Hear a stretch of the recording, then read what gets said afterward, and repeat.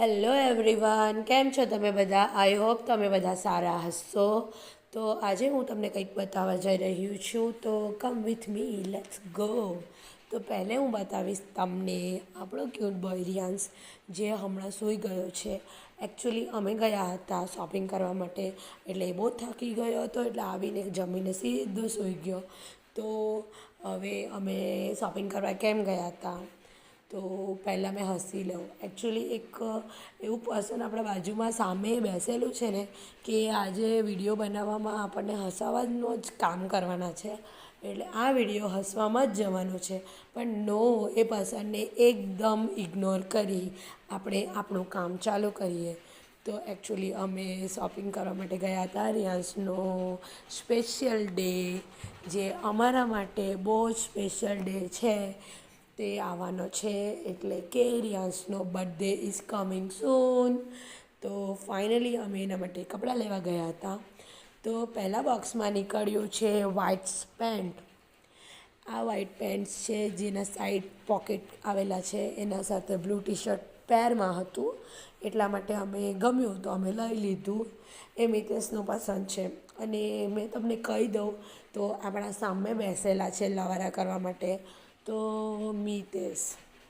પણ આપણે એને ઇગ્નોર કરીશું, અને વિડીયોમાં મારું ધ્યાન એના બાજુ જશે, વાત કરીશ, પણ તમે એ બધું ઇગ્નોર કરીને આપણો વ્લોગ એન્ડ સુધી જોજો. ઓકે. તો આ ગ્રીન શર્ટ હતો, એનું ફેબ્રિક બહુ જ મસ્ત હતું, સોફ્ટ હતું, એટલા માટે અમને બહુ જ ગમ્યું હતું. તો અમે એને લઈ લીધું. અને મારી ઈચ્છા એવી છે કે ગ્રીન શર્ટને હું વ્હાઇટ પેન્ટ સાથે પહેરાવીશ. શું તમને કેવું લાગે? મને એ પેર બહુ જ ગમી હતી. પછી અમે રિયાન્સ માટે એક બ્લેક જીન્સ લીધો હતો, જેનો પણ સાઈડ પોકેટ છે. એકચ્યુઅલી અમે લાસ્ટ ટાઈમ જુડિયોમાંથી આ ફેબ્રિકનો પેન્ટ લાવેલા હતા, તો રિયાન્સને એટલું કમ્ફર્ટેબલ લાગેલું હતું ને, કે એણે ઘણો ટાઈમ એ પેન્ટ પહેર્યો. એટલા માટે અમે ત્યાં જઈને એ જ ફેબ્રિકનો જીન્સ લેવાનું વિચાર્યું. જીન્સ મતલબ કે સોફ્ટ પેન્ટ હતો, એ સોફ્ટ એકદમ મટિરિયલ એનું સોફ્ટ હતું, જીન્સ ટાઈપની હતું, એટલા માટે.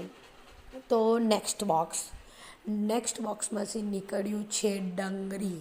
એકચ્યુઅલી રિયાન્સનો બર્થડેના ફોટાશૂટ કરાવવાના છે, જેનો વ્લોગ કમિંગ સૂન છે. તો એના માટે અમે લોકો ડંગરી લીધું હતું. ડંગરી પર તમે ગેસ કરો કે એના ફોટા બહુ જ મસ્ત લાગશે. એ ડંગરી મેં એને અગાડી પણ પહેરાવી હતી જ્યારે નાનો હતો, ત્યારે બહુ ક્યૂટ લાગતો હતો. એટલે મેં આજે એવું વિચારેલું હતું કે ડંગરી પણ મારે લેવું જ છે.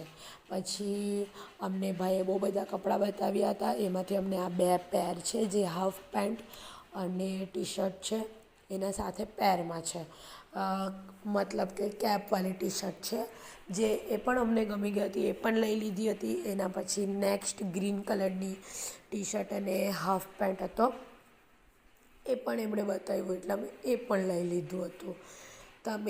અમે રિયાન્સના જે કપડાં લાવ્યા, એમાંથી તમને કયા કપડાં વધારે ગમ્યા એ મને જરૂર જણાવજો. તો હવે લાસ્ટ એન્ડ થર્ડ બોક્સ છે, તો ફાઇનલી એમાંથી શું નીકળે તે તમે જોઈ લો. એકચ્યુઅલી અમે બધા કપડાં અમે જ લીધા હતા, પણ એમણે બોક્સમાં મૂકીને આપ્યા, એટલે કયા કેમાં મૂક્યા એ નથી ખબર. તો આ પેન્ટ જે મેં તમને બતાવ્યો, એ ટ્રેક પેન્ટ જેવો છે, અને આ જે વ્હાઇટ કલરનો પેન્ટ છે એ જીન્સમાં છે, મતલબ સોફ્ટ મટીરિયલ છે, પણ જીન્સ ટાઈપમાં છે. અને આ અમે લીધું હતું સ્પોટ ટી શર્ટ. એનું ફેબ્રિક જે હતું, કાપડ, તે સ્પોટનું હતું, એટલા માટે. પછી આ જે જીન્સ લીધો, ઓહો વાવ, આ અમને બહુ જ ગમ્યો હતો. એનું મટીરિયલ બહુ મસ્ત હતું, અને સારો લાગતો હતો, લાઇટ બ્લુ કલરમાં, એટલે લઈ લીધો. અને લાસ્ટ વન ટી શર્ટ છે, જે આ પણ અમે એમ જ લઈ લીધી હતી. એકચ્યુઅલી હવે તમે જોવા જાઓ તો કે બર્થડેમાં રિયાન્સ પહેરશે એક જોડી કપડાં, કે પછી મોર્નિંગમાં એક જોડી, કે પછી રાતે એક જોડી, તો પણ થાય બે. એ રીતનું જ અમે વિચાર્યું હતું કે 1 થી 2 જોડી સમથિંગ લેશું, પણ આટલા બધા કેમ થઈ ગયા? એનું કારણ એ છે કે અમે કપડાં લેવા ગયા હતા, એ હતી મિતેશના ફ્રેન્ડની દુકાનમાં ગયા, એટલે એને એમ કે તારા છોકરા માટે છે ને, લેને હજુ જોને. એટલે એમણે બતાવ્યા કર્યા, ને અમે જોયા કર્યા, એમાં થઈ ગયા આટલા બધા કપડાં. અને રિઝનેબલ પ્રાઇઝમાં આપતો હતો એટલે અમે પછી લઈ પણ લીધા. એણે અમને પાછા પણ બોલાવ્યા છે, પણ આ એટલા બધા કપડાં થઈ ગયા છે કે હવે જવાની કોઈ ઈચ્છા નથી.